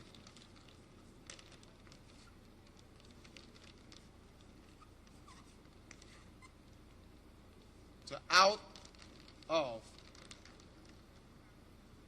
This, what we have not been given this in any public schools in the country. That knowledge is already in you. It's in your DNA structure.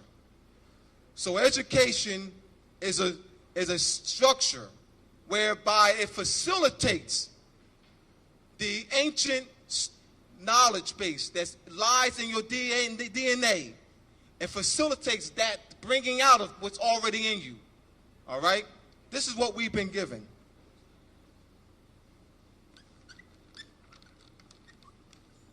Indoctrination.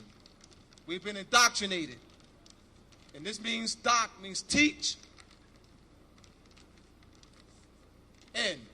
Into. So the Europeans' colonial, colorable, distorted concepts have been put in us, thereby burying our consciousness. Drew Ali said, go back to that state of mind of our ancient forefathers and foremothers, ancient and divine creed, that we must learn to love instead of hate. Founder. We've been indoctrinated to believe, we've been indoctrinated in the public schools throughout the country, that the Europeans are founders of this country. We've never analyzed politically, lawfully, what the word founder means. Founder. The Europeans cannot establish a political order on a foreign land and claim to have lawful control and rightful possession of the resources and land of a foreign land, and therefore have the supreme authority to legislate laws, to interpret laws, all right, and to execute laws. He does not have that authority. He's a foreigner. He's a pilgrim. A pilgrim is a stranger in a distant land, a foreigner. He is not the founder of the United States Republic. The Europeans are not the founders of the United States Republic. Why? Because they're not the aboriginal and indigenous people of the land. We, not understanding the study of words, we've been tricked, bamboozled, fooled, because we have not been educated. We've been indoctrinated. So therefore, we have not been taught to think. And my presentation of etymology, the way I present it to my students, and as I lecture throughout the country, is I teach you how to think, how to analyze, how to reason, by giving you a system of study whereby you can analyze any words by my teaching you the systems of studying, all right, and teaching you how to read. This is my purpose, and this is what I do. We must be able to think, and by doing that, and by having a proper presentation, a solid foundation of etymology, semantics, history, law, jurisprudence, we can be able to think, reason. So now, this is one of the things that we've been indoctrinated in public schools throughout the country. We see images like this. We see these on the walls in the classrooms. All right? We also been taught that the Star-Spangled Banner is the American flag. The Star-Spangled Banner is one, not a flag. See, we're not thinking. It's a banner, a trading banner. All right? And it's not of European origin in and of itself. It is the trading banner between the Moors and the Europeans. So this is not a European banner. This is a Moorish and European banner. So we throw the baby out with the bathwater because we don't understand the history. The American flag is indeed the Moroccan flag. The American flag is red and green and is not flown in any school in the country. Your children have never, ever pledged allegiance to the American flag. Your children have never, ever pledged allegiance to the United States flag. The United States flag is the continental flag. Red, white, and green. That's the United States flag. So we've been, once again, indoctrinated from childhood. Pledge allegiance to the American flag. Pledge allegiance to the United States flag. None of which they have pledged allegiance to. All right? We need to understand proper concepts. All right?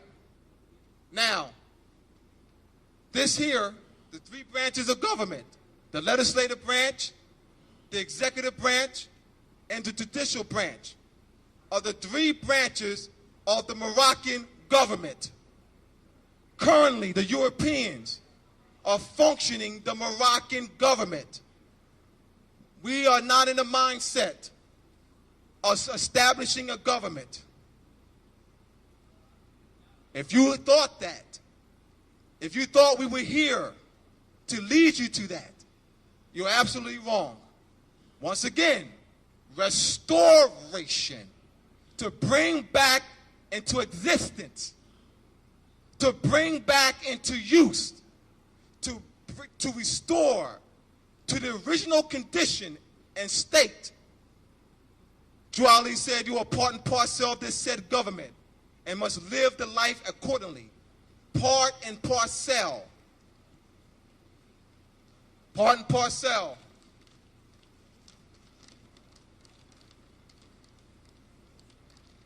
Parcel refers to land.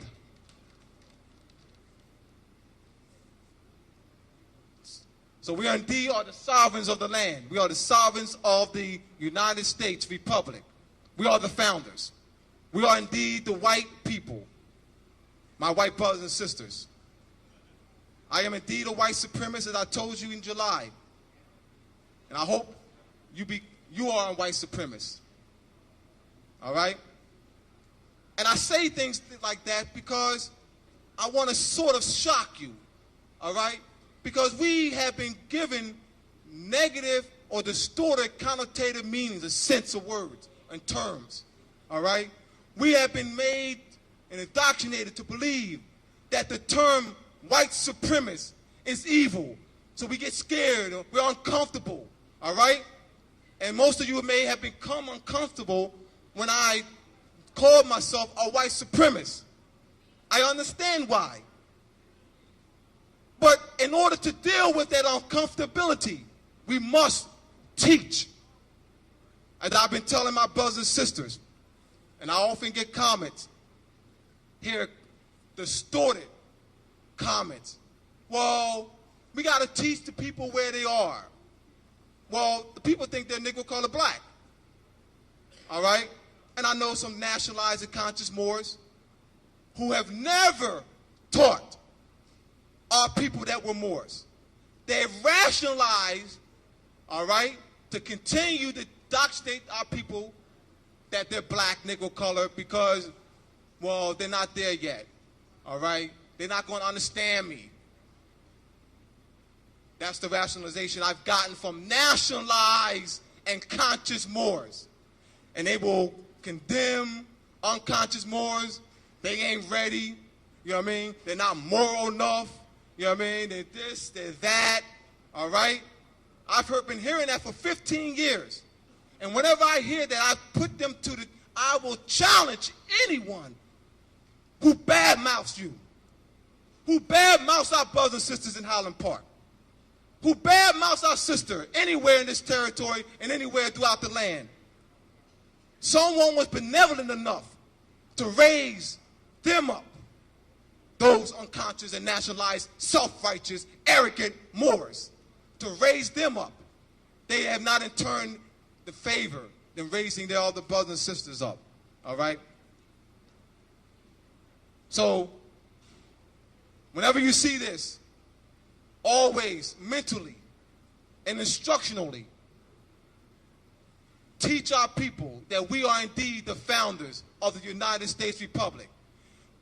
Often there are nationalized and conscious Moors, and notice I say nationalized and conscious Moors, to show the distinction and status. We're the same people, all right?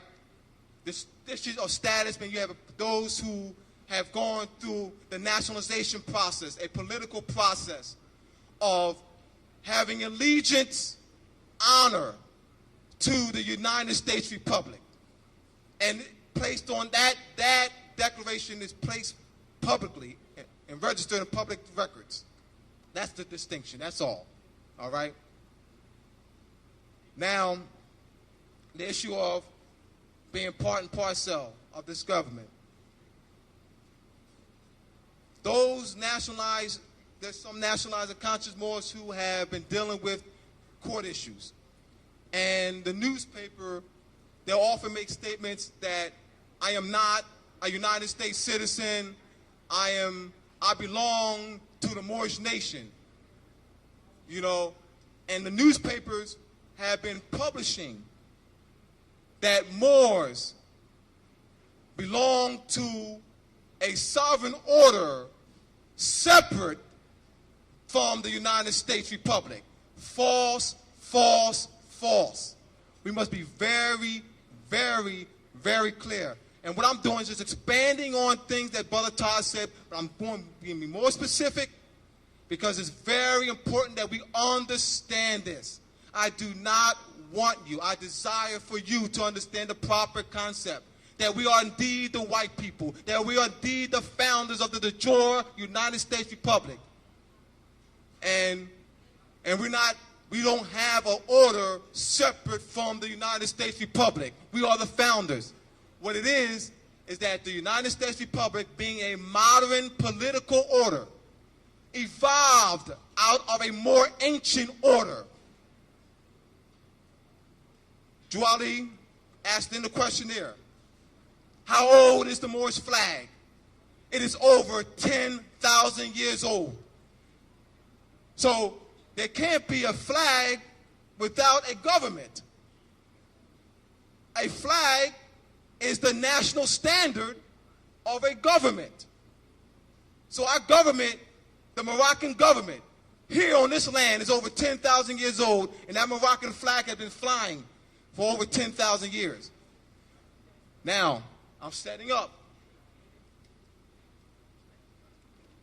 In the ancient Arabic order of the nobles of the mystic shrine and the mystic order of the veiled prophets of the enchanted realm. These are Masonic orders. And in those orders, the Europeans study ancient Moorish system of government. The ancient Arabic order of the mystic shrine has a structure they call the imperial divan.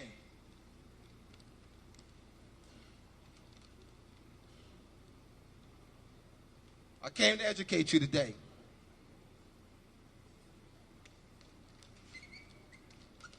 The imperial divan,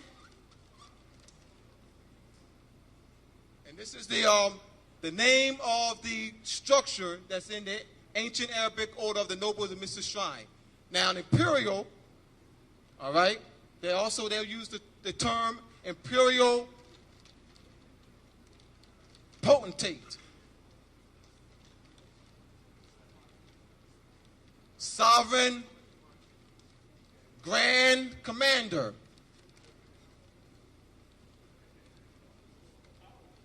all right, sovereign grand commander.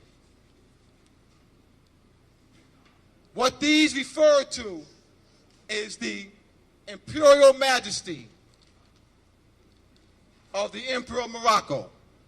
So what they simply did was took an existing structure in order, all right, and set up their Masonic orders in harmony with an ancient structure. They learn our history, our ancient structure of government. They are actually learning to preserve the Moroccan Empire. So they're not the sovereign grand commander. This is a political position referring to the imperial majesty that George Washington wrote on December 1st of 1789. He wrote the imperial majesty, the grand potentate, sovereign grand commander, all right, of the Moroccan Empire, apologizing for not keeping up with regular tax payments, tribute payments, and also apologized for not keeping up with regular correspondence, and thanked the emperor, sovereign grand commander, imperial potentate, for recognizing the European colonies and also extending his protection and honoring the Treaty of Peace and Friendship, 1787. So we must understand that we have a pre-existing political order that's over 10,000 years old, and that the modern political order, or sister, or extension, or evolution of this ancient order is the United States Republic. However, the Europeans are not functioning the United States Republic.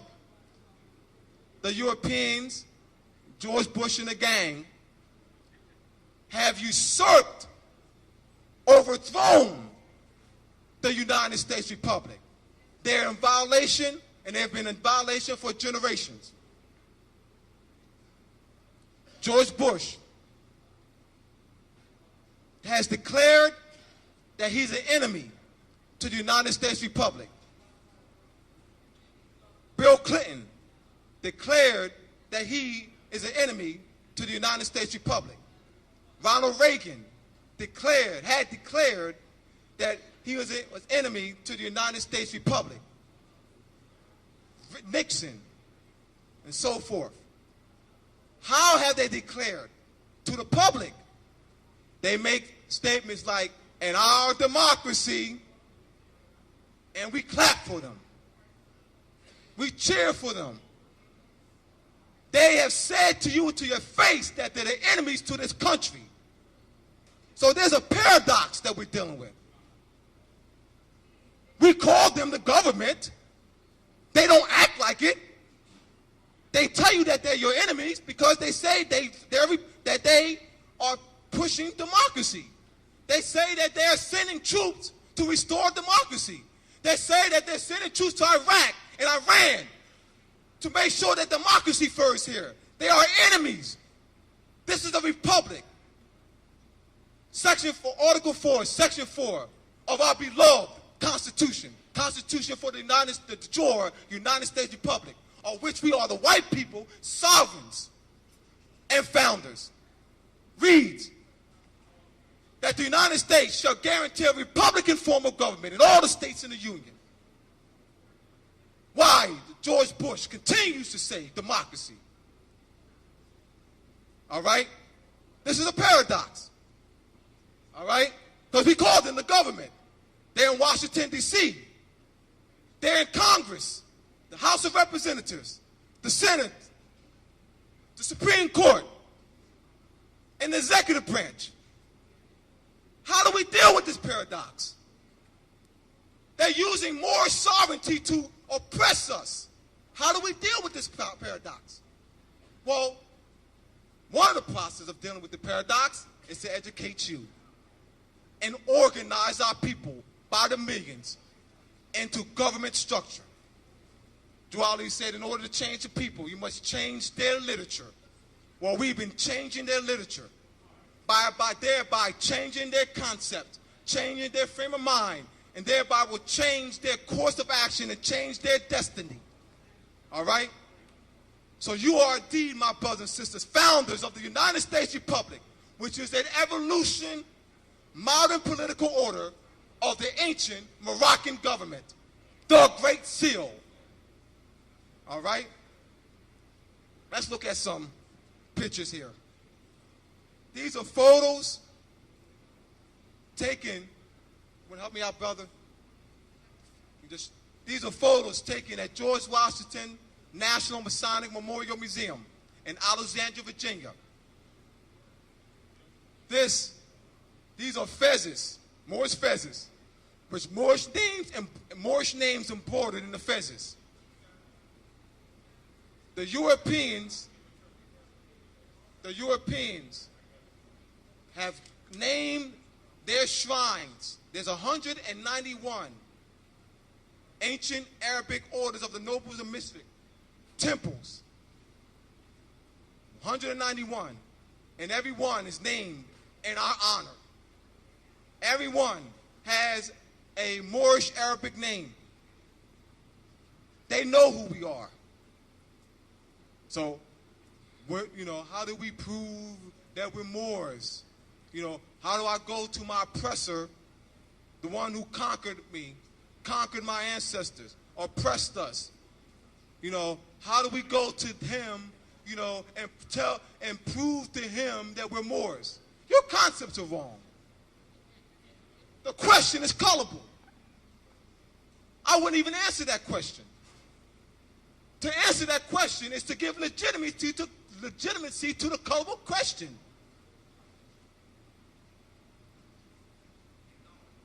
He is a foreigner. He's a pilgrim. That's already documented. He has said he's a pilgrim. He's a foreigner. All right? Show some pictures, brother. All right. This is one of the past leaders of the mystic order of the veiled prophets of the enchanted realm. What's on this fez, brother? What's embroidered on the fez? Muslim. Yeah, man, the Europeans, man, they prejudice. Man, they don't like Muslims. Lie. Europeans are Muslims, and they study the scientific meaning of Muslim. They know that it's the anatomical structure of the human body. So if I were to teach you what a Muslim is, I would have to bring out a biology book. Your children are taught what a Muslim is. I pretty much think they study biology on some level. Well, they're studying what a Muslim is. the structure of the human form. Europeans are indeed Muslims too. All right? So we got to clear up these terms. By clearing up these terms, we can change our destiny. It's important to understand definition, because definition is the basis of law. If you're not clear on the definition of a word, you are therefore being led into a negative law jurisdiction. And the dictionaries have been given connotative meanings to put us in and to keep us in a negative law jurisdiction. By not having the foundation or the etymological meaning of a word, we therefore don't have the essence and true concepts of the word. So it's very important. There's Nixon, Ford, and FDR, Franklin Delano Roosevelt, were members of the ancient order of the nobles of the mystic shrine. And in this picture, you have a replica of the Shriners Parade.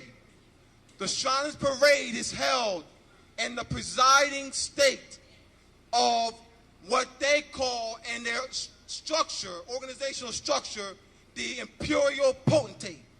He's not the imperial potentate. Why? Because he's not a white man. He's not the sovereign. Understand that these are not just names of their order. These are duplications of our ancient order. They're learning to be you. They've traded places with us.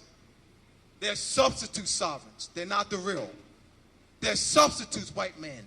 They're not white men. They're substitutes. All right? Will the real white men stand up? White man means, man does not mean male. Man does not mean male. Man comes from the word Hominidae. Hominidae, human. It's a short for Hominidae.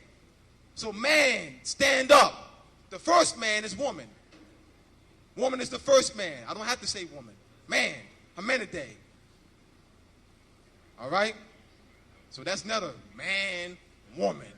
Man, woman. That's the trick, because we don't know the original words. All right? So, let's show this picture here, brother. Actually, show this one here, these two.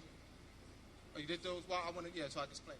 Now, this one here is Islam. That's the name of one of the temples in the mystic order of the Veiled Prophets of the Chanted Realm.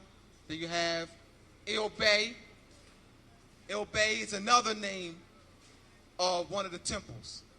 All right? So they know who we are. And I'm presenting this to you so that you can stand firm in your declaration of our nationality and birthright. I'm going to also give you some reference points. In the consolidated treaty series, edited by Clive Perry, C-L-I-V-E, Perry, P-E-R-R-Y, the Consolidated Treaty Series. And in those collection of treaties, Clive Perry presents treaties dating back to the 1630s. And what you'll find once you read the treaties and do a comparative analysis, what I've done in a series of my books that'll be published shortly, is I compared the establishment of colonies on our land and to the treaties and match the dates. Those treaties reveal that we had superior political and military position during the 16 and 1700s. So the story that you've been presented with, indoctrinated with in the public schools, that the Europeans came over here The Europeans didn't come over here. The Europeans, the emperors of Morocco, the grand potentates, the sovereign grand commanders, negotiated treaty agreements with the various kings and queens of Europe. We leased land to the Europeans, so they didn't just come over here. That was negotiated with us. You don't just go somewhere. All right? So that was negotiated through treaties.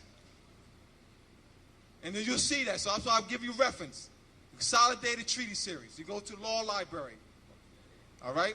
A good law library would have the Consolidated Treaty Series. And you'll do a comparative analysis of the dates of the colonies and the dates of the treaties. And in the treaties, the essence of the treaties deal with the Moors were supposed to, that the treaties dealt with receiving tribute payments, that the Europeans gave us tribute payments. Every time a Dey or Bey ascended to the throne, Europeans had to pay tribute. And gold plates, gold spoons, gold forks. Every time there was a new ascension, they were paying big time. Also, we demanded tribute payments or ransom whenever we were captured, one of the captains. And the ransom payments were high. But the treaties dealt with, settled that. Because you had Moors capturing Europeans, Europeans capturing Moors. And so the treaties were negotiated over a 200-year period to deal with that. The Europeans were not in a superior military and political position during the establishment of the colonies on our land. They were not in that position. They were not in that position throughout the world. See that the way they present the story and through reconstructed European history is that they want to create a mindset that the Europeans were in superior political position during the 1600s, during the time period in which the colonies were being formed. The treaties will disprove that.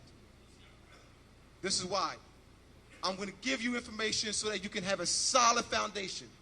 What it is the reason why most of us are uncomfortable in our position, because we have not studied long enough. We have not done the research, all right? A lot of us, we come in and we just became conscious, as an example, last week, all right? You have to live with this. The reason why I stand with conviction, the reason why this brother,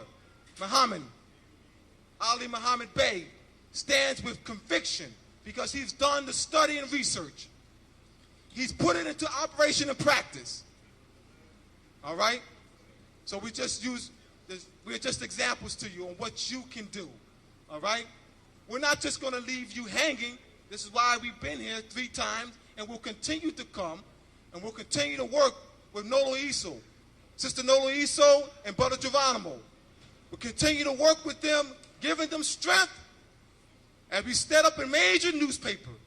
And our target is the entire city.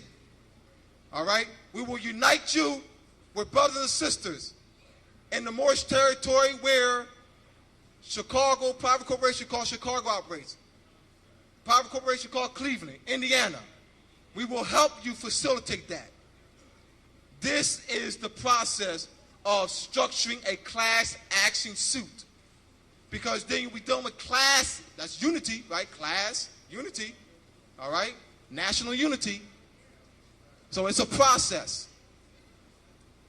So very important to understand that. So in order to change the people, we must change their literature. How much time do I have? How much time do I have? I guess I have more time, that's good. All right. So they've seen all these pictures, right? Now, I haven't seen this one. Hold that up for me, please. I think I showed this to him. This is the replica. All right, not that one. This is a full-length picture of a replica of the Shriners Parade. And if you look closely, they're wearing Moorish garb and regalia, and also wearing the Moorish fez.